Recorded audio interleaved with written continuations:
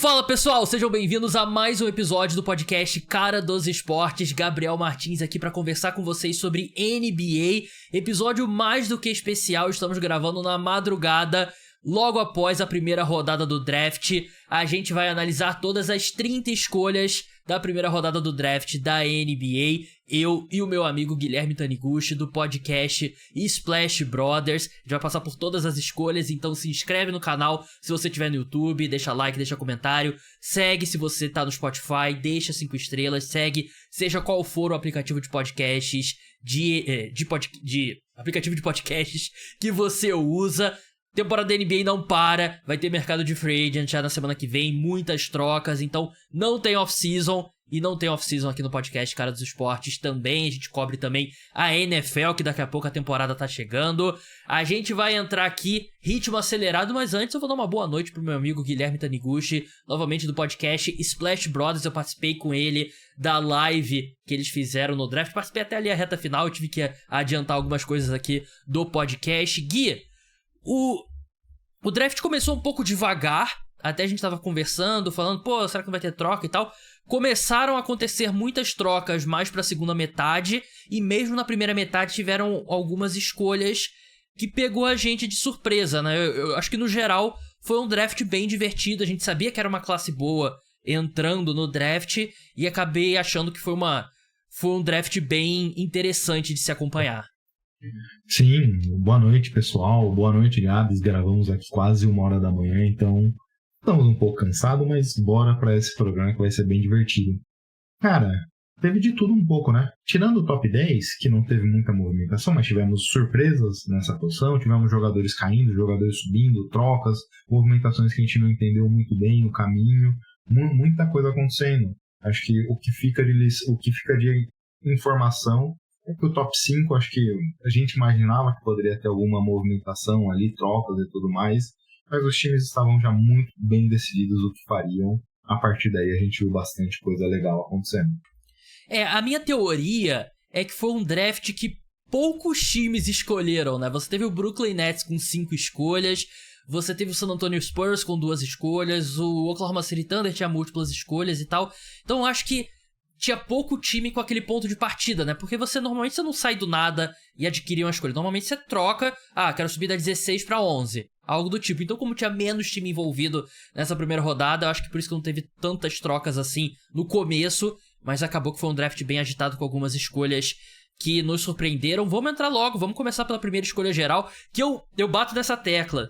A maioria dos drafts a gente fala pouco sobre o jogador que é a primeira escolha geral, porque na maioria das vezes já é bem definido, a gente já sabe quem vai ser a primeira escolha. Nesse caso era isso, né? O Dallas Mavericks selecionou o Cooper Flagg, ala pivô da Universidade Duke, 2,3 metros de altura, 92 quilos. Ele que já vinha... Ele era a primeira escolha geral do draft já há uns 3 anos, eu diria, né? E ele se tornou a primeira escolha geral do draft de 2025 quando ele antecipou a formatura dele no ensino médio, né? Ele entrou um ano mais jovem no basquete universitário. E se ele não fosse agora, seria a primeira escolha geral em 2026.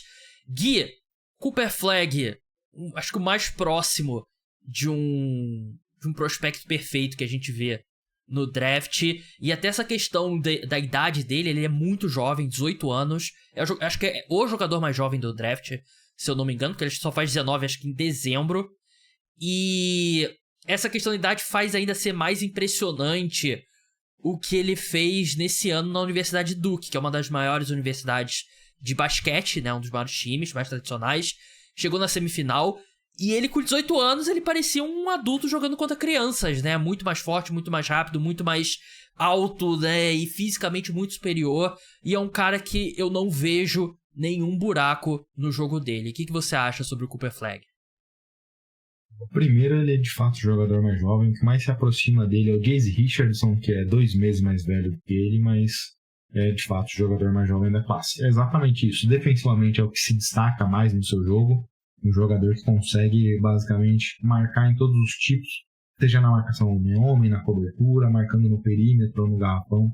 O jogador consegue ocupar diversos espaços da defesa e marcar basicamente de 1-5. Ofensivamente é um jogador que melhorou muito seu jogo ao longo do ano. Melhorou seu playmaking, melhorou seu arremesso do perímetro e manteve a capacidade dele de criar arremessos nos 3 níveis. Finaliza o aro com muita agressividade, tem a capacidade de fazer turnarounds, chutes ali da meia distância de diversas formas diferentes, e no perímetro, seja criando seu arremesso ou recebendo e finalizando, consegue fazer isso. Aquilo que a gente imagina quando vê a fita, né? Um cara que é basicamente completo no seu jogo, como você falou, poucos buracos. Não de fato fita, imagino, né? Não imagino que o Gui pegue uma fita VHS do Cooper Flag pra assistir, né? Mas é o termo. As imagens do jogo, né? Que é o termo que a gente acaba usando, né? Tape em inglês. O público é mais jovem que eu, né? Então talvez não conheçam o termo fita. O Cooper Flag, eu concordo, ele vai ser um defensor de 1-5 na NBA. Eu acho que ele vai ser um defensor. É um cara que pode ser all defense já no primeiro ano, né? E eu acho que ele pode ser aquele point forward no Dallas Mavericks que vai precisar, né? Porque não vai ter o Kyrie Irving logo de cara, então acho que ele vai ter muita responsabilidade para iniciar o ataque lá no Dallas Mavericks.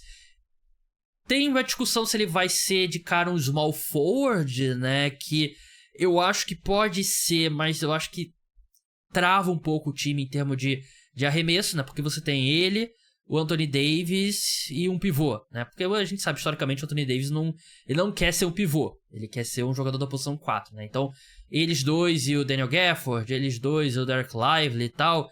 E aí eu acho que fica bem travado, né? Mas é uma escolha não só pro presente do Dallas Mavericks, pro futuro também.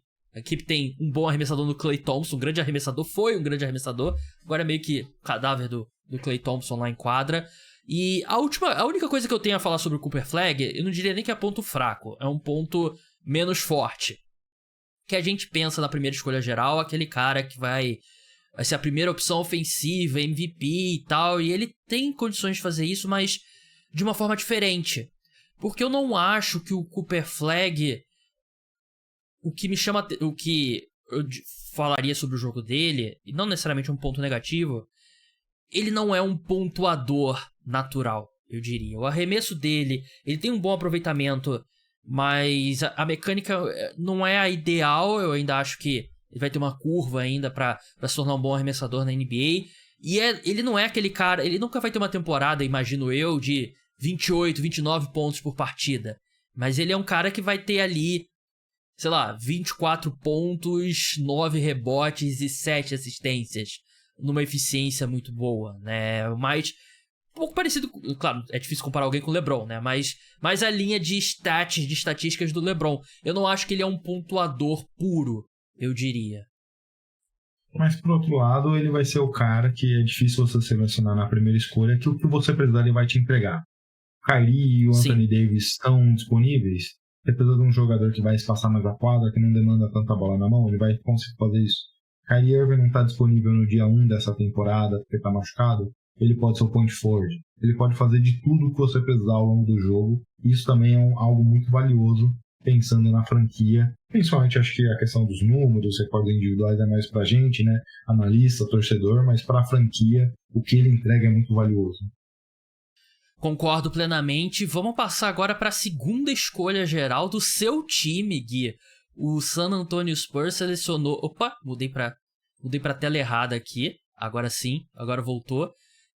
Dylan Harper, armador da Universidade de Rutgers, 1,94m, 98kg. Era uma outra escolha que também já estava cantada aí há muito tempo, né? Desde que os Spurs tiveram a sorte de ganhar a segunda escolha geral na loteria do draft. Gui, o que você acha da escolha do Dylan Harper e o encaixe dele, né, com De'Aaron Fox, Stephen Castle, Wembanyama? Cara, eu adoro a escolha. Eu, como torcedor, estava muito ansioso do time não fazê-la por alguma questão. Mas adoro bastante, porque pra mim é um tier só dele, o segundo melhor jogador da classe, disparado na frente dos demais. Pra mim é um cara que tem do seu melhor jogo a capacidade de infiltrar, atacar o aro, a capacidade de manipular as defesas. É um jogador muito elusivo. Eu até estava brincando ontem no mock que a gente fez, comparando com o seu outro esporte, a NFL. Ele é aquele running back que consegue passar em janelas minúsculas. Você fala, caraca, como é que ele conseguiu atravessar aquele espaço? Dylan Harper é isso. Um bom segundo passo, terceiro passo, não tem uma boa primeira aceleração, mas finaliza muito bem as jogadas e o melhor jogador da classe atacando o aro. Sobre o encaixe, não é natural, principalmente por ter 3 armadores, e nenhum dos 3 armadores, Dylan Harper, Darren Fox e Stephen Castle, são jogadores que jogam tanto fora da bola. Então esse é um problema natural. Ele até se movimentou bem fora da bola e chutou principalmente para mais de 38% quando não está envolvido na jogada, não está driblando. Então esse é um ponto que ajuda. Um jogador que não teve um grande volume de perímetro, mas o time precisa muito de chute e ele ajuda nesse quesito. Chutar a bola não é falta no basquete? A tradição brasileira, né? Que o chute virou chute, então... Cara, eu concordo com você que o encaixe não é o ideal. Mas também quando você tá selecionando na segunda escolha geral do draft, você não vai pensar em encaixe. Você vai pensar em selecionar o melhor jogador disponível, né? E se o Spurs soubesse que teria a segunda escolha geral, eles não teriam trocado pelo De'Aaron Fox. E isso não quer dizer que eles erraram ao trocar pelo De'Aaron Fox, né? Eu acho que foi uma troca muito boa. E eu acho que o futuro... O que o San Antonio Spurs precisa fazer é renovar o contrato do De'Aaron Fox e ir aos poucos colocando o Dylan Harper até o Dylan Harper estar pronto para ser o armador em tempo integral. E aí você troca o De'Aaron Fox. O Stephen Castle, eu gosto do encaixe dos dois a longo prazo. Porque o Stephen Castle, eu acho que ele é... Acho que o Dylan Harper é mais inspiração e o Stephen Castle é mais transpiração, que ele é um cara que defende muito bem, que ataca a cesta bem também. Ele quer ser o armador. Era um ponto importante pra ele na época do draft. Ele quer ser o armador, mas eu não acho que ele é um armador de verdade. Ele tem tamanho pra marcar jogadores maiores e tal, então eu acho que a longo prazo a gente não vai ver o De'Aaron Fox nesse time, mas eu concordo com o que você disse. A distância dele pro resto da classe era grande, né? Ele teria sido a primeira escolha geral em alguns drafts. Ano passado, ele seria uma escolha disparada, assim como o Cooper Flag foi esse ano, né? Então, calhou dele estar na mesma classe que o Cooper Flag, mas eu gosto muito da escolha pro San Antonio Spurs, que determinado... E se você dá o VJ Edcombe um arremesso de 39% com 5 bolas de 3, você pode falar, putz, tem uma discussão, porque é a necessidade, defesa de perímetro. Sim. E bola de 3. Não é o caso. Nenhum jogador que vem abaixo, em termos de potencial, tem o perímetro. O Knuckle tem, a gente vai passar por ele e já já a gente fala sobre o jogador. Ele... É como você falou, né? Ele é um cara que ataca muito bem a cesta, sem ser necessariamente um cara muito explosivo, né? Ele vai muito ali no... Eu vi uma comparação que eu gostei muito, como se ele fosse um Jalen Brunson mais alto, né? E você pensa o que é o Jalen Brunson, né? Então, o teto do Dylan Harper realmente é muito alto. Vamos pra terceira escolha agora. O Philadelphia 76ers selecionou o VJ Edcombe, alarmador da Universidade de Baylor. Ele que tem 1,93m, 81kg e, cara, não é o melhor jogador dessa classe, obviamente. Mas provavelmente é o meu jogador favorito dessa classe do draft, porque ele tem algo que eu acho que se traduz muito bem na NBA, e eu acho que é um ponto em comum que muitos jogadores que têm sucesso na NBA possuem. Ele é muito esforçado. Ele joga num nível de energia muito alto e ele tá na discussão como o melhor atleta desse draft, né? Ele precisa de um refinamento muito grande ainda no jogo dele ofensivo, mas ele vai ser um excelente defensor de perímetro. Pode marcar múltiplos caras no perímetro ali e se ele desenvolver mais esse arremesso de 3, que eu acho que em catch and shoot, que é aquele arremesso que ele tá parado, recebe a bola e arremessa, eu acho que é bom o suficiente já pra operar na NBA. Então eu gosto muito do VJ Edcombe e acho que é um encaixe muito bom com o Tyrese Maxey, com o Jared McCain, pensando que esses são os caras do futuro do 76ers. O Embiid não dá pra saber o que vai ser, né? Mas eu acho que é um bom encaixe e um talento muito bom pro Philadelphia 76ers. Acho que o Daryl Morey e o front office dos Sixers via essa final da NBA entre Pacers e Thunder com defesas agressivas, defesa a quadra inteira e tudo mais.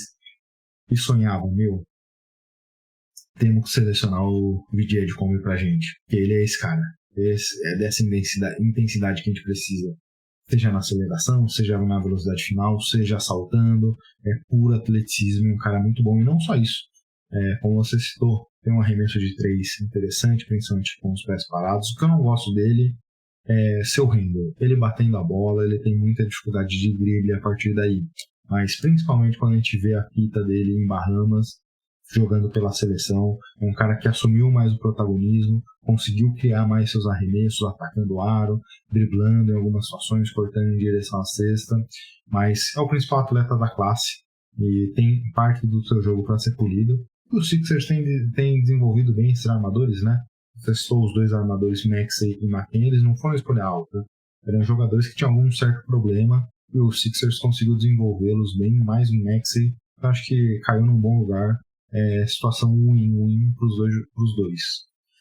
Concordo. Vamos passar agora para a 4ª escolha do draft, né? O Charlotte Hornets. Calma aí que eu não tirei o VJ Edgecombe da tela.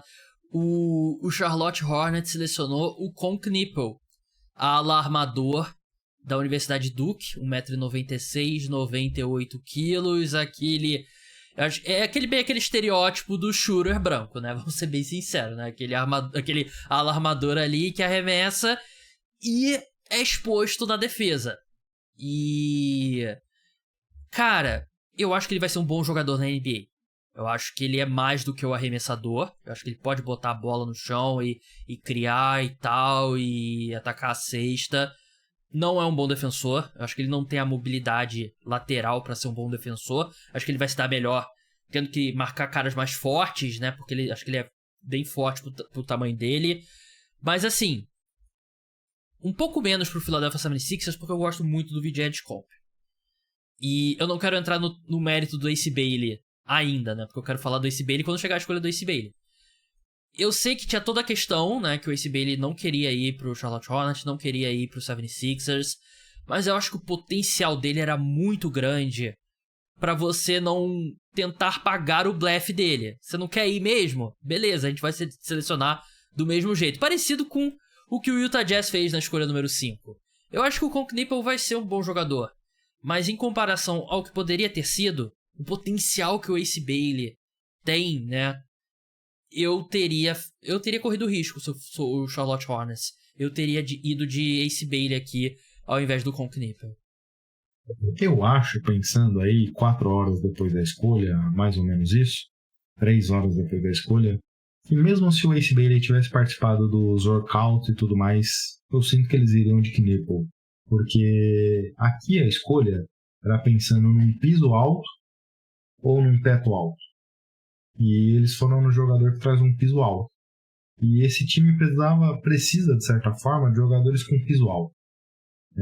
Eu não estou mais no bonde do LaMelo Ball. Acho que o Hornets precisaria começar a pensar... Tem alguém no bonde do LaMelo Ball ainda? O Hornets. Boa. O Hornets. Mas se eles estão no bonde do LaMelo Ball, traz o melhor jogador que se encaixa com o LaMelo. Não tanto defensivamente, mas um jogador que ofensivamente espaça a quadra, se movimenta fora da bola, recebe e finaliza. Então, eu acho que por eles estarem no bonde do LaMelo, eles vão numa linha de manter essa lógica do LaMelo e os jogadores que se encaixam com ele. Eu não faria isso. Eu já teria descido desse bonde há algum tempo. Mas o time segue nesse movimento. Então, é o jogador que faz sentido por ser esse piso alto. Quero ver quem que vai marcar guarde dos adversários nesse time, né? Vamos falar dele agora, né? Com a 5ª escolha, o Utah Jazz falou pro Ace Bailey: pô, tu quer ir pro Brooklyn Nets, né? Tu quer ir pro New Orleans Pelicans, a gente vai te selecionar mesmo assim, foda-se. Ace Bailey, ala da Universidade Rutgers, 2,2 metros, 90 quilos, um cara que em alguns momentos tem flashes de Kevin Durant e alterna isso com alguns momentos que ele parece ter um QI de basquete complicado. Seleção de arremessos nem sempre é ideal. É um cara que poderia usar muito melhor as ferramentas físicas dele na defesa, mas eu acho que o teto é tão alto, o potencial que ele mostra, ele tem muito do que ele faz, você não consegue ensinar. o que ele faz, né? Não dá pra ensinar um cara a ter a altura dele, a coordenação dele. Por isso que eu acho que o Utah Jazz fez muito certo de comprar esse blefe dele e selecionar o Ace Bailey. Eu acho que ele era o melhor jogador disponível e eu acho que o potencial é muito grande aqui. De fato, é o jogador que quando você vê ele arremessando por cima dos adversários, você fala, caraca, esse cara é bom. Esse cara consegue finalizar. O problema dele é que ele joga o basquete errado, né? Ele joga o basquete dos anos 90, dos anos 2000, a questão de hero balls, a questão de forçar muitos arremessos, a questão de arremessos ineficientes. Ele tem um problema no seu jogo que ele para muito na meia distância e finaliza. Se ele passar a ser um jogador que pode ser até ineficiente, mas que varie mais o seu jogo, ataca o aro, finaliza da longa distância. Ele tem um chute de perímetro muito bom. O aproveitamento está ali 34%, mas ele tem uma boa mecânica, um bom release, e também, mas em muitos momentos do jogo, quando você vê o jogo completo, ele até poderia dar mais arremesso, mas ele dá um passinho para dentro da meia distância e chuta de 2. Então o processo de tomada de decisão dele é muito ruim, mas a qualidade é inegável, principalmente como scorer. Ele vai entrar na NBA e ser um scorer. Ser o cara de 28 pontos por partida no seu melhor cenário, o que você falou que o Cooper Flag não tem. Ele vai ser isso. Mas não tem muito mais ferramenta fora isso no seu jogo, além de ser um scorer, e toma decisões muito ruins para chutar, para finalizar jogadas. Cara, o que eu vou falar aqui pode soar meio absurdo. Eu não sei se você não é fã de filme da Marvel, né? Assisto, mas não sou dos maiores fãs. Desses recentes, não assisti, por exemplo. Porque o ponto que eu ia chegar naquela coisa do Doutor Estranho, vários universos paralelos possíveis. Eu acho que tem um universo em que o Ace Bailey se torna o melhor jogador dessa classe. Mas eu acho que também tem um universo que daqui a 5 anos ele tá jogando na China. Eu acho que é essa amplitude aqui com o Ace Bailey. Vamos passar para a 6ª escolha agora. O Washington Wizards selecionou o Trey Johnson, guard da Universidade do Texas, 1,95 m, 86 kg, um cara que tem subido muito no processo do draft, eu diria que no último mês, né? Acho que é um cara que subiu bastante. O que você acha dessa escolha aqui e qual que é o jogo do Trey Johnson, né? Pra quem não está familiarizado, Gui. Trey Johnson, cara, você não conhece ninguém da classe, ou você conhece um ou outro jogador, coloca Trey Johnson highlights e você vai se apaixonar pelo jogador. É o cara mais elusivo da classe, capacidade de drible em movimento, finalização das jogadas, chute do perímetro, chutou para 40% de 3, consegue finalizar as jogadas no perímetro, criando seu próprio arremesso, recebendo e finalizando. Em muitos momentos ele parece que finaliza melhor as jogadas com marcação em cima do que com wide open. É um jogador que tem um problema de finalização no aro, porque ele é muito magro e sofreu um pouco nesse sentido, mas acho que é extremamente trabalhável esse ponto. A outra questão é que ele é um scorer, é um shooting guard que não cria para os companheiros, é um potencial armador que cria só para si. Para NBA, e tem problemas defensivos. Para NBA, normalmente isso é rotulado, né? Sexto homem. Ele tem potencial de ser mais que isso, mas o piso dele é ser esse tipo de jogador. Já é um piso bom, né? E acho que o arremesso dele vai se traduzir muito bem, mas meio peladeiro às vezes, né? Isso me preocupa um pouco. Vamos passar para a 7ª escolha agora. O New Orleans Pelicans selecionou Jeremiah Fears, armador da Universidade de Oklahoma, 1,89 m, 82 kg. Cara, qual a última vez que um armador de menos de 1,90 m, que não arremessa bem de 3, se tornou um grande jogador na NBA? Eu acho que ele é ultra atlético, ele vai ter highlights incríveis como calouro, mas ele tem um biotipo que você não vê funcionando na NBA. É difícil pra mim ver um mundo que ele corresponde a esse potencial que muita gente parece acreditar que ele tem, se ele não se desenvolver muito como arremessador do perímetro, né? E ele vai para um time que também tem questões sérias como é que ele vai coexistir com o Zion, por exemplo?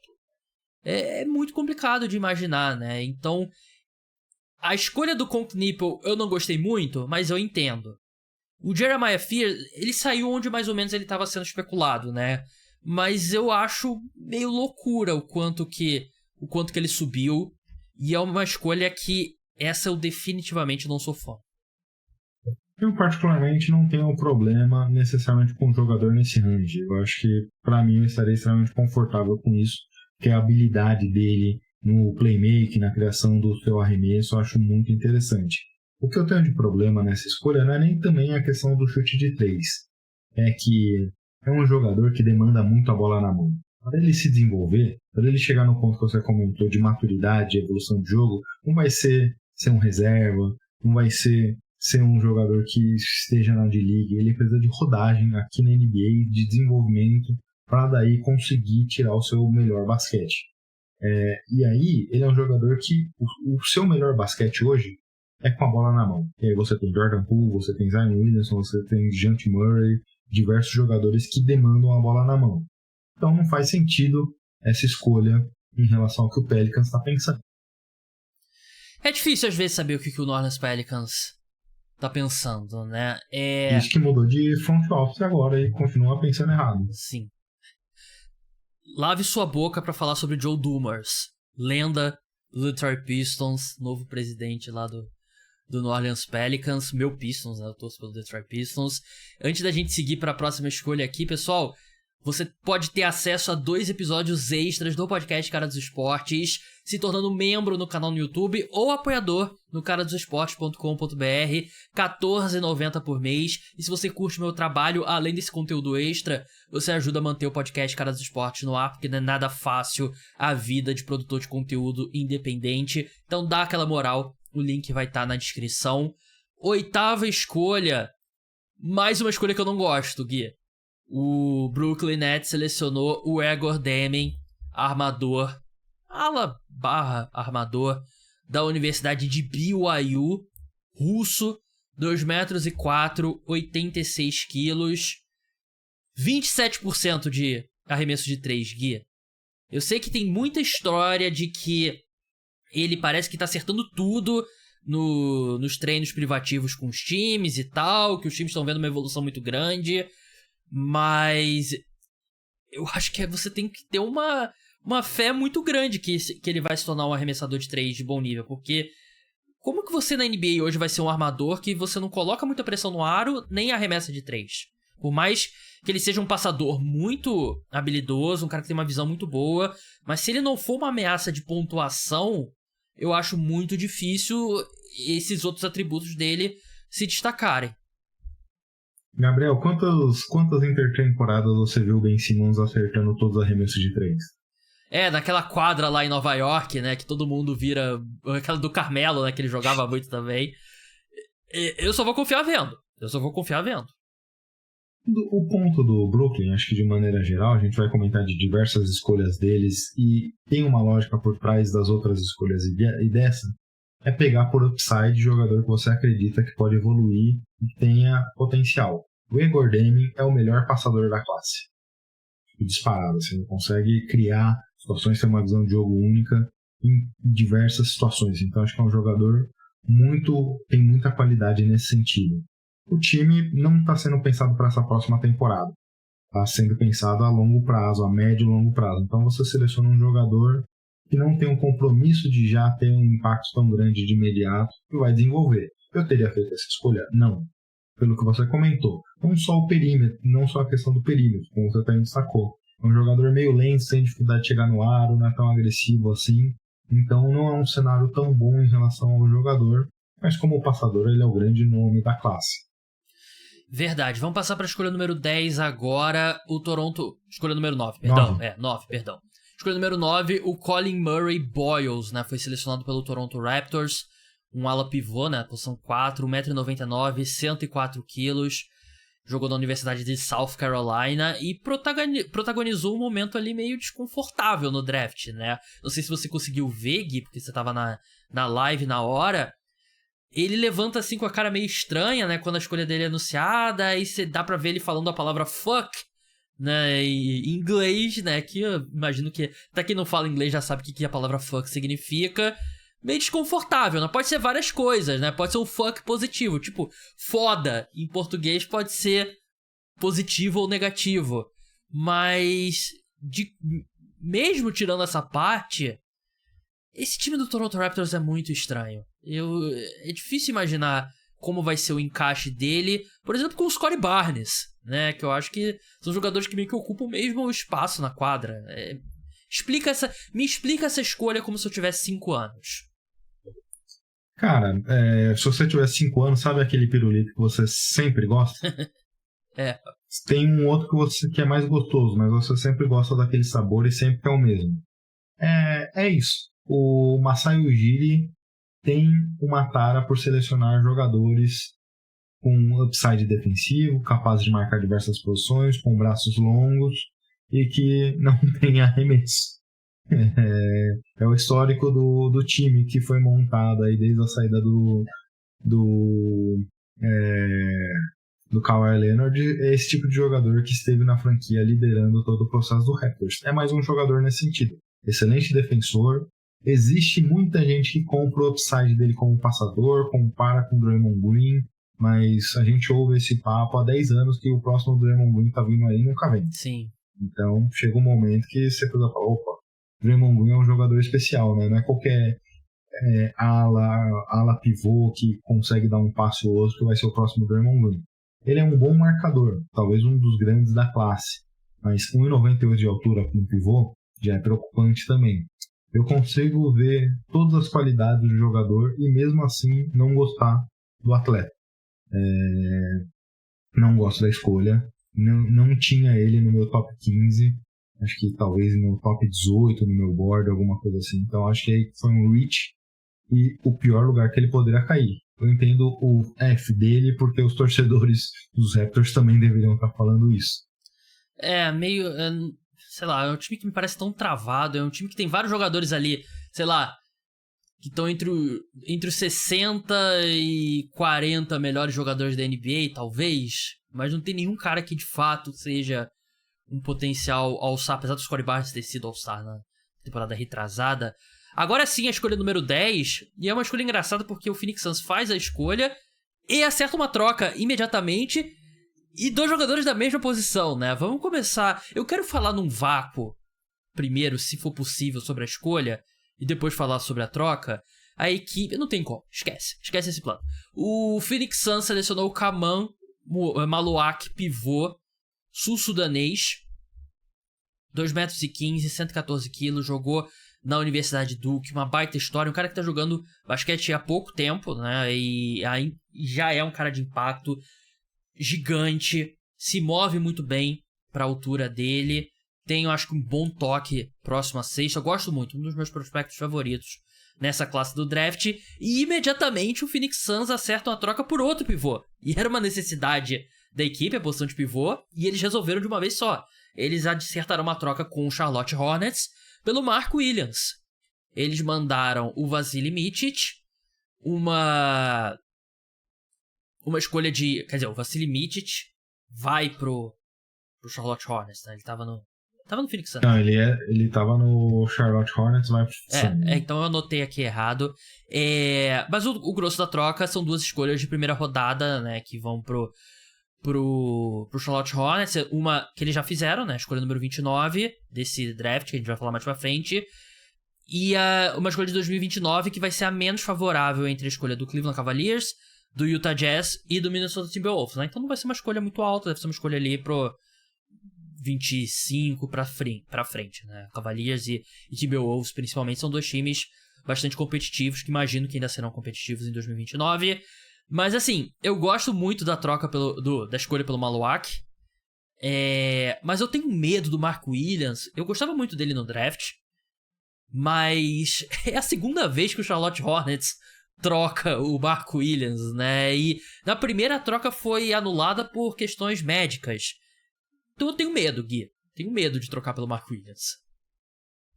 O Hornets chegou a contestar o Lakers, né, sobre essa questão médica, Sim. mas não deu em nada até agora. Eu entendo a troca no seguinte sentido, eu não faria o movimento completo, troca e escolha.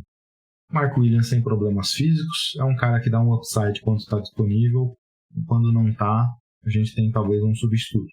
Maluat não está pronto de imediato, a gente precisa trabalhá-lo, então nesse processo pode ser que as coisas se encaixem. Mark Williams aí tem 1 ano de contrato, é expirante, se chegar ano que vem o Maluat se desenvolveu super bem, a gente já tem seu substituto, senão a gente pensa o que faz. Mas eu não gosto da escolha.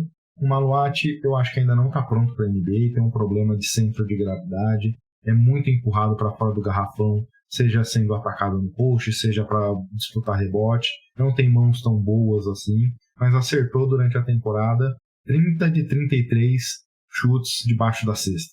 É um cara um finalizador ali de jogadas, então, e nesse sentido ele consegue cravar as bolas.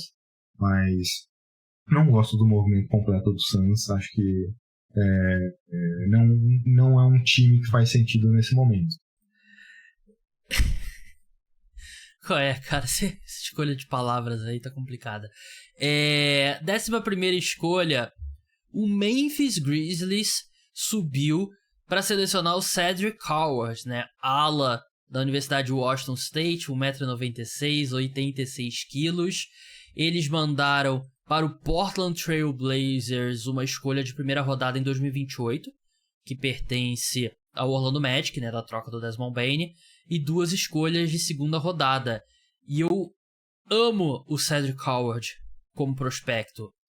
Ala, envergadura absurda, jogou pouco na última temporada por lesão, essa é a minha preocupação, mas é um cara que é o protótipo que você procura num jogador de ala. E o Memphis Grizzlies tem um índice de acerto com esses jogadores muito alto, né? Então é um time que você pode confiar na opinião deles quando eles vão atrás de um ala. Normalmente é um cara que dá certo na NBA.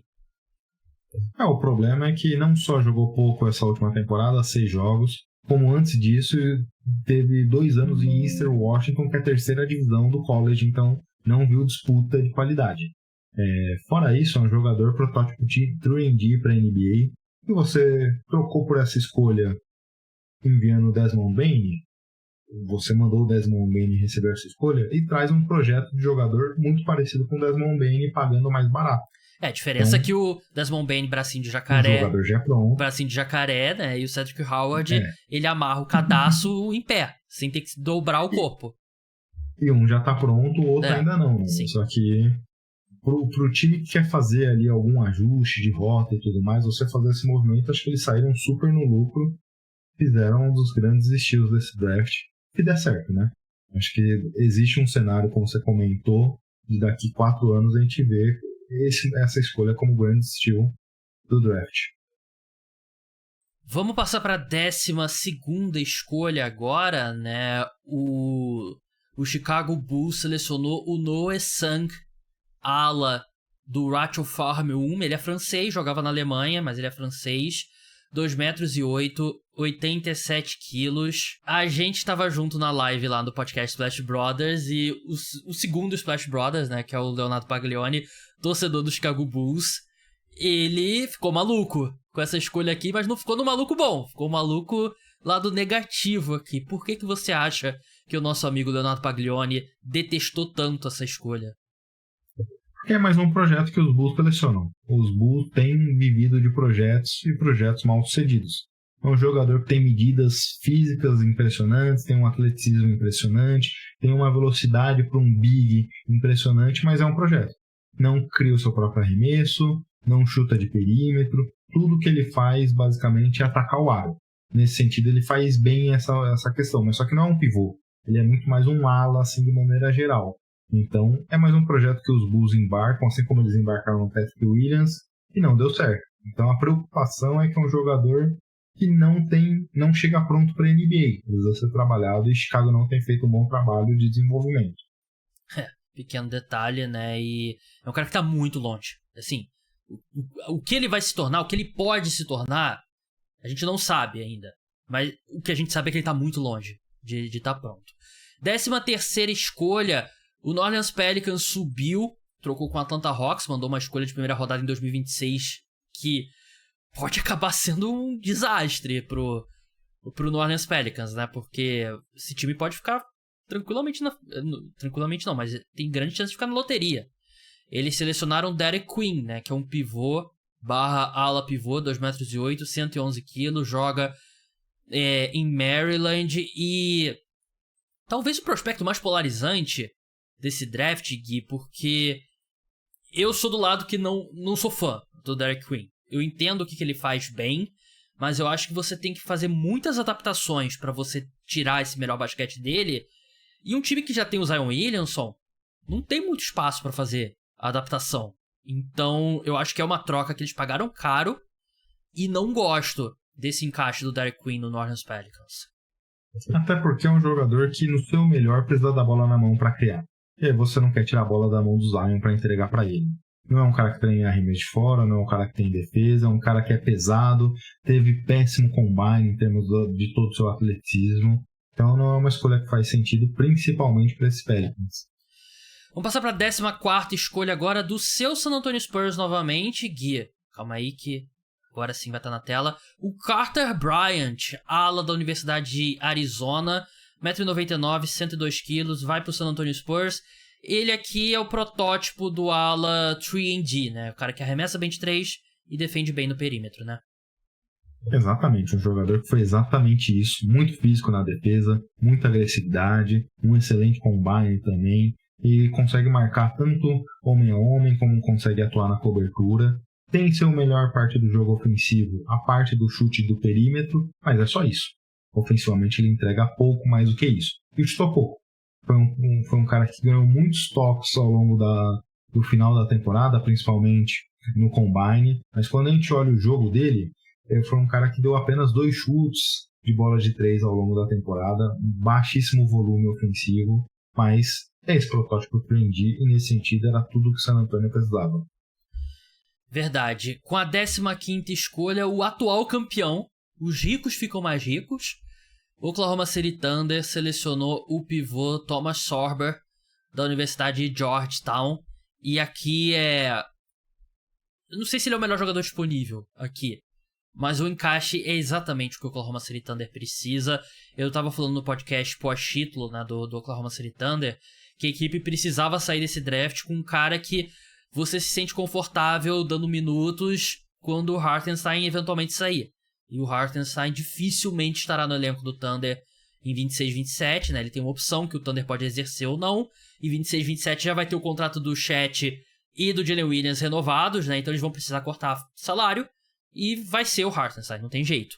E eu acho que o Thomas Sorber, ele vai ter esse tempo pra dar uma desenvolvida esse primeiro ano. E eu acho que é um encaixe muito bom pro Thunder. É um cara muito físico, muito forte, que demonstrou uma capacidade de passe ao longo dessa última temporada, então é um bom jogador. Vamos passar para a 16ª escolha, que foi a maior surpresa, na minha opinião, dessa primeira rodada. O Hansen Young, pivô chinês, foi selecionado pelo Portland Trail Blazers, 2,16 m, 112 kg, jogou no Qingdao Eagles, né, da liga chinesa na última temporada, e é um cara que subiu muito nos boards com desempenho no Combine, né? Não só as medições, ele foi muito bem nos jogos treinos do Combine, né? Ali entre os prospectos, mostrou um trabalho de pernas ali no garrafão muito avançado, uma visão de passe muito boa. Era um prospecto que, se você escuta o podcast Cara dos Esportes, sabe que eu tenho falado algumas vezes sobre ele. Eu gostava muito, mas eu gostava muito, ali na 28ª escolha, final da primeira rodada, início da segunda rodada, você faz uma aposta ali nele e tal. Na 16ª escolha, salgado aqui. Você espera que uma 16ª escolha do draft vai contribuir muito mais que uma 34ª. Então, eu gosto do potencial dele. Ele não vai precisar jogar imediatamente no Portland Trail Blazers, que eles têm 750 pivôs, né? Tem o Robert Williams, tem o DeAndre Ayton, tem o Donovan Clingan. Mas, assim, o potencial é muito bom, mas eu achei bem mais cedo do que eu pessoalmente estaria confortável em selecionar ele. Gabs, eu acho que a gente pode olhar e é algo intangível que a gente não vê e não consegue medir, mas é possível dizer que o Hansen Young é um dos 5 melhores QI de basquete dessa classe. E a gente vê a NBA moderna pedindo jogadores com altíssimo QI. Nesse sentido, é um tiro que você dá. Vai se pagar, a gente vai ver ao longo do tempo, mas QI ele tem muito. Sua capacidade de ler jogadas, entender o que o jogo pede dele e daí executar isso daí muito bem, ele faz. Só que a gente viu ele num basquete de baixíssimo nível e também as questões físicas dele, principalmente velocidade lateral, é um problema. Verdade, vamos passar agora para a 17ª escolha. O Minnesota Timberwolves selecionou o pivô Joan Beringer, né? Francês, 2,16 metros, 112 quilos, jogou no CD Vita Olímpia. É muito jovem, 18 anos apenas, só que ele não parece ter 18 anos, né? Ele tem corpo bem desenvolvido e acho que tem um potencial físico muito grande. E chama atenção porque ninguém ligava muito o Timberwolves a pivô, né? E aí, tanto que na live a gente imediatamente começou a conversar, né? O que significa pro futuro do Rudy Gobert? Ele tá longe de estar pronto pra jogar, né? Mas será que já pensa nele como o sucessor do Gobert, o Minnesota Timberwolves? Acho que é o caminho natural, né? Você tem um big como o Gobert, você traz o outro pensando nessa movimentação. São estilos de jogos diferentes. O Bellinger é talvez o pivô mais rápido dessa classe. E talvez entre na NBA como um dos pivôs em velocidade mais rápidos que a gente tem. Ele consegue atravessar a quadra com muita velocidade, um atleticismo muito bom. Tem um bom trabalho, tem uma boa agilidade para um big, mas fora isso tem pouco no seu jogo. São mais as questões atléticas que chamam a atenção. Fora isso, não tem muito a entregar. Vamos falar agora sobre a 18ª escolha. O Utah Jazz subiu no draft, mandou a escolha 21, a 43 e 2 escolhas de segunda rodada futura. Mandou para... eu não lembro quem agora. Foi o Washington Wizards. Era o Wizards. Isso, Washington Wizards. Selecionou Walter Clayton Jr., ala-armador da Universidade da Flórida, que acabou de ser campeão no basquete universitário. O que você achou dessa escolha aqui, Gui? Eu não acho que era o que eles precisavam, mas o Walter Clayton Jr. chamou muita atenção porque ele consegue finalizar nos 3 níveis de maneira muito boa. Bom chute de 3, consegue atacar o aro. Tem uma defesa ali problemática, mas acho que dá para levar em alguns aspectos. E é isso. É um criador de jogada para o próprio arremesso. Ele não cria tanto para os companheiros, mas consegue finalizar nos 3 níveis com muita qualidade. Com a 19ª escolha... é isso, né? Não pulei ninguém, não. 19ª escolha... isso. O Brooklyn Nets selecionou... segunda escolha da equipe. Segunda, né? Segunda escolha do Brooklyn Nets nessa altura. Selecionou Nolan Traoré, armador de 1,91 m, 79 kg, francês que jogou no Saint-Quentin na última temporada. Um cara que, se a gente faz o draft... a NBA decide assim, a gente vai fazer o draft de 2025, mas em 2024. Em junho de 2024. Ele teria sido uma escolha top 5, o Nolan Traoré. Só que ele acaba caindo porque ele tem um ano bem fraco no basquete francês, né? E primeiro ano que ele sobe de nível de competição e... só que eu ainda acredito no potencial dele, eu acho que ele tem alguma... ele pode não ter mostrado nessa última temporada, mas eu acho que ele é um garoto que tem muito... ele é muito promissor, tem uma visão de jogo muito interessante, eu acho que tem uma criatividade e tem um ataque à cesta que me agrada bastante aqui. É mais um projeto aqui pro Brooklyn Nets, né? Exatamente. E é um jogador que tem um handle interessante, é um jogador que consegue, como você destacou, uma boa visão de jogo. Teve problema principalmente no perímetro e também no chute e também no ataque ao aro ali, mas ele conseguia chegar no aro com uma certa facilidade. É um projeto. O time surpreende por eles selecionarem dois armadores criativos para os companheiros. Então me preocupa como vai se dar essa distribuição de tempo de jogo para que os dois se desenvolvam. Mas é um jogador interessante. Vai ser tipo aquela cena do Dark Knight, né? Que o Coringa quebra um taco de sinuca assim no meio, né? Faz uma lâmina, joga assim. Quem sobreviver aí, vai ser ele ou o Ego Deming, né? Vamos passar para a 20ª escolha agora. O Miami Heat selecionou o Kasparas Iakusionis, né? Armador de 1,95 m, 92 kg. Jogou basquete europeu, jogou no Barcelona, se eu não me engano. Mas fez a última temporada na Universidade de Illinois.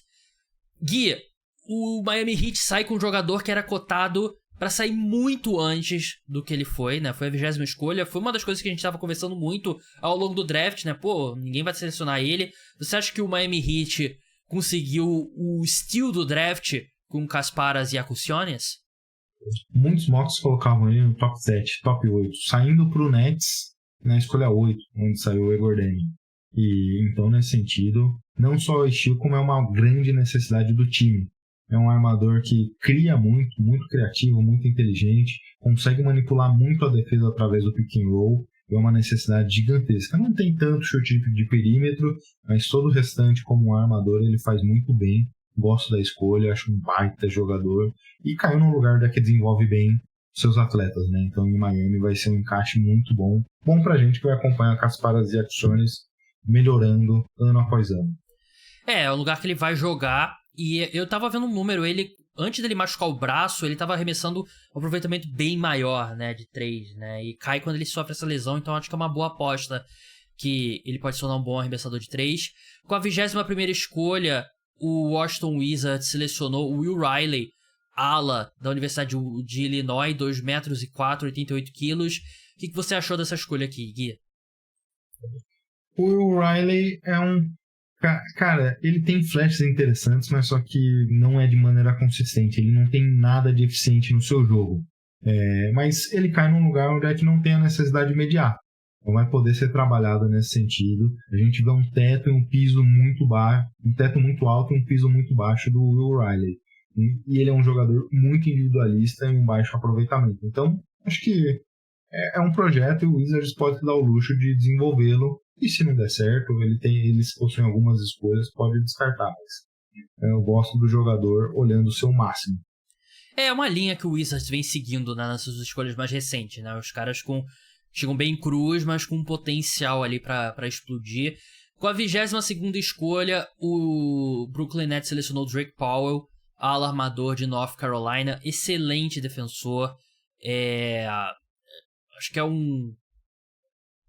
Acho que ele é menos projeto do que os outros caras que o Brooklyn Nets selecionou, né? Então é bom sair com um cara ali que ele vai ser um bom jogador na NBA. Eu não sei, acho que o teto dele talvez não seja tão alto, né? Mas é um cara que vai ser um bom defensor ali na posição 2, posição 1. Um cara que, eventualmente, se você tiver um armador ali, um desses dois caras, eles dificilmente vão ser um grande defensor, né? Você pode colocar ele sempre no guard principal do outro time. Então eu acho que é uma boa escolha pro Brooklyn Nets. Com a 23ª escolha, Gui, o Atlanta Hawks selecionou o pivô / ala pivô Asa Newell, da Universidade da Geórgia, 2 metros e 6, 99 quilos. O que você achou dessa escolha pelo Atlanta Hawks, que acabou de trocar pelo Kristaps Porzingis? Exato. Porzingis joga pouco, pelo menos jogou pouco nos últimos anos, né? Asa Newell é também um projeto. É um cara que próximo da cesta tem muita capacidade de finalizar jogadas, tem uma boa defesa de garrafão, mas fora isso no seu jogo, ele é muito cru, né? Tem medidas ali que você tem dúvida se vai ser um ala pivô, um pivô 2,8 de altura, mas é um jogador que tem uma boa agressividade ao aro, então acho que essa é a parte forte do seu jogo. Todo o restante a gente precisa ver se desenvolvendo. Escolha 24 agora, o Sacramento Kings selecionou o Nick Clifford, né, um ala da Universidade de Colorado State, né, 1,96 m, 79 quilos, e a equipe subiu no draft, né, mandou uma escolha de primeira rodada que pertence ao San Antonio Spurs, né, que é protegida para o top 16 em 2027. Eu tenho um pouco de dificuldade com esses jogadores mais velhos, porque o Nick Clifford, ele se desenvolveu ao longo da carreira dele no basquete universitário, ou chegou num ponto que ele tinha 23 anos e estava jogando contra garoto de 18 anos, 19 anos, né? Isso é difícil, né, você fazer. Eu acho que é um cara que chega muito perto do produto final que ele vai ser. Eu acho que ele é bem versátil, ele tem o tamanho ali para marcar múltiplas posições e tem um arremesso de 3 bem promissor. Nesse ponto eu gosto da escolha do Sacramento Kings, mas eu gosto também do Thunder de empurrar uma dessas escolhas de primeira rodada pro futuro. 25ª escolha, Orlando Magic selecionou o Jesse Richardson, armador de Michigan State, 1,84 m, 83 quilos. O que você achou dessa escolha pro Orlando Magic? O time precisava desesperadamente de chutes de perímetro. E o Richardson chutou para 40% essa última temporada de 3, num bom volume. Tem problema da sua altura, só que é um jogador que não vai ser seu armador principal, mas consegue funcionar muito bem como um armador secundário e finaliza de todos os tipos no perímetro. Então é um jogador que atende essa principal necessidade do Magic. Concordo plenamente. Acho que é um baita fit, né? Um dos melhores encaixes assim, de jogador e escolha, eu diria, nessa primeira rodada. 26ª escolha, o Brooklyn Nets selecionou... Calma aí. Brooklyn Nets selecionou o Ben Seraph, ala do Ratio Farm 1,96m, 89 quilos. Ele que tava na final, né, do basquete alemão ali com o Ratio Farm 1, né? Inclusive teve uma polêmica com outro jogador da equipe, né, que ele simplesmente deixou o time na final. O Noah Sang foi para os Estados Unidos participar do draft, né? E não vai participar da final do campeonato, né? Que eu acho extremamente bizarro. Mas o que você achou da escolha do Ben Seraph? O Ben Seraph é um finalizador de jogadas. Consegue atacar o aro, consegue chutar na meia distância, consegue chutar no perímetro de maneira interessante. É um jogador que cria o próprio arremesso, não cria de maneira tão coletiva. E tem problema de ineficiência. Você vê aqui o Nets trazendo projetos, jogadores com capacidades de construção ofensiva, então ver se algum desses vira alguma coisa. Com a 27ª escolha, o mesmo Brooklyn Nets selecionou o Danny Wolf, pivô da Universidade de Michigan, 2,10m, 115 quilos. Cara, outro jogador bem polarizante, eu diria, no draft, né? Acho que na mídia ele tava subindo bastante, né? Mas acabou que ele não se concretizou essa subida dele. Eu tenho muita dificuldade pra visualizar o que ele vai ser na NBA. Porque ele é um pivô que joga de frente pra cesta, que não é eficiente no arremesso de 3, que tem alguma criação, mas eu não sei o que ele vai ser na NBA. E eu acho ele muito lento, assim, pra ser um ala. Em muitos momentos ele foi um point forward, sempre jogava com um big ao lado dele, e ele criando o ataque de Michigan. Mas quando ele tinha marcações mais físicas, ele tinha muita dificuldade de conseguir criar separação, de conseguir criar jogada. E na NBA você vai ter sempre um cara mais atlético que o Danny Wolf pressionando ele. Então eu não gosto do jogador, eu não tenho ele na primeira rodada, mas ele é um point forward. Na pior das hipóteses, é um cara que consegue criar coletivamente, individualmente. Verdade. Na 28ª escolha, o Boston Celtics selecionou o Hugo Gonzalez, ala espanhol de 2,01m, 94 quilos, do Real Madrid. Boston Celtics, que o elenco passou por várias mudanças agora, né? A equipe trocou por Porzingis, trocou o Jrue Holiday. Há quem especule que pode ter mais troca acontecendo nesse time. Me surpreendeu essa escolha para o Boston Celtics, Gui, porque se tem uma coisa que esse time do Celtics exige dos seus jogadores, é arremesso de 3. E o Hugo Gonzalez não tem um arremesso de 3. Ele tem um aproveitamento inferior a 30%. Ele faz muitas coisas bem. Ele é muito grande, ele é bom defensor, ele inicia muito bem ataque. Mas eu fiquei surpreso com o Barcelona, com o Boston Celtics selecionar um cara que não se encaixa nessa visão que o Celtics tem de ter 5 jogadores em quadra que arremessam de 3. Ele não tem isso hoje. Mas ele tem muita fisicalidade, né? Talvez eles imaginem que consigam desenvolver o jogo a partir daí pela sua fisicalidade. Um dos grandes atletas da classe, excelente defensor, excelente jogador slasher. É até estranho a gente ver o europeu com essa característica de ser tão agressivo, mas ele não tem um chute de 3. Me chamou muito a atenção também, que a maior necessidade para mim do Celtics era pivô, e eles vão de ala. Verdade. Aqui eu acho que era uma questão de melhor disponível versus jogadores. Até tinha opções que eu gostava aqui, né, nesse momento. Mas enfim. Com a escolha número 29, o Charlotte Hornets selecionou o Liam McNeely, ala da Universidade de UConn, né? Foi campeão na temporada retrasada, né, com o UConn. Sim. 2 metros de altura, 95 quilos. Mas ele é dessa classe, que ele é freshman. Ele chegou no ano pós-título. Ah, verdade. Cara, ele não é redundante com Knippel, não? É redundante aqui. Fim da análise. Eu acho que ele faz mais coisas que o Knippel. Ele não chutou tão bem de 3. A primeira metade da temporada dele ele chutou para 37%, 38%. A segunda metade ele chutou para baixo de 32%. mas ele consegue criar o próprio arremesso, ele assumiu a responsabilidade do ataque, conseguia ser mais criativo que o Knuckle nesse sentido, mas é meio redundante.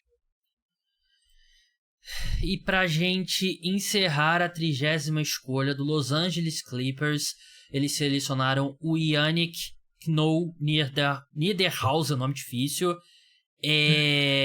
Pivô, né? Acho que eu botei aquela pivô, mas ele é pivô. 2,13 m, 113 kg, Universidade de Penn State. Se eu te disser que eu tava muito familiarizado com o jogo dele, eu estaria mentindo. O Yannick, vou falar só Yannick, tá?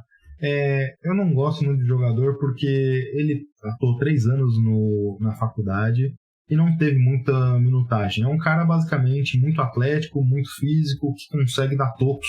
Então essa é a sua principal característica. Fora isso, ele não tem muito mais no seu jogo e jogou poucos minutos de maneira geral. Então é um projeto que o time aposta pensando na defesa, mas não tem muito a agregar nesse momento. Acho que junto com a escolha do Hansen Young, acho que é uma das escolhas mais surpreendentes, né, desse primeiro dia. Gui, rapidinho, a gente é 2 horas da manhã, amo o Guilherme Taniguchi, amo o Leonardo Paglioni, muito obrigado por ter participado aqui. Melhores jogadores disponíveis ainda pra segunda rodada, né, porque agora o draft são 2 dias, né, que eu acho que é o ideal, né, a NBA fazer isso. Mas você olhando ali pra lista dos jogadores que não foram selecionados, quais te chamam mais atenção? Rasheed Fleming, para mim, é o melhor jogador disponível. 3D, excelente volume do perímetro e ainda está disponível, me surpreende. O Ryan Kalkbrenner, um pivô muito alto, braços longos e consegue defender muito bem o aro, está disponível. Noah Penda é um francês armador, também com foco na defesa e chama muita atenção. E eu gosto bastante do Chaz Lanier, que é basicamente um shooter de perímetro com mais de 40% de aproveitamento. É uma necessidade da NBA moderna. Concordo com a maioria desses caras também. O único cara que eu acrescentaria seria o Maximin Renaud, né? O pivô... Esqueci dele. De Stanford, né? O pivô que arremessa de 3, né? Eu sei que a mecânica dele é bem lenta, mas eu acho que é um cara que vai ser útil na NBA. Gui, muito obrigado pela sua participação. Sigam ele lá no @GuiSplashBR, se eu não me engano, no Twitter. Isso. Sigam o podcast Splash Brothers nas principais redes sociais. Se inscrevam no canal deles, né? Com o Leonardo Paglioni também. Vou deixar o link pro canal deles aqui na descrição pra quem tá no YouTube. Gui, valeu mesmo e até a próxima. Valeu, Gabs. Um prazer estar aqui com você e seus ouvintes. Então é isso. Muito obrigado a todos que assistiram, que escutaram o podcast. A gente volta no domingo com um geralzão sobre o draft da NBA, falando já da segunda rodada, times que a gente mais gostou, times que a gente menos gostou. Tem um episódio de NFL ainda que vai ao ar nessa semana, que vai ser exclusivo para apoiadores. Então, um grande abraço a todos. Tchau!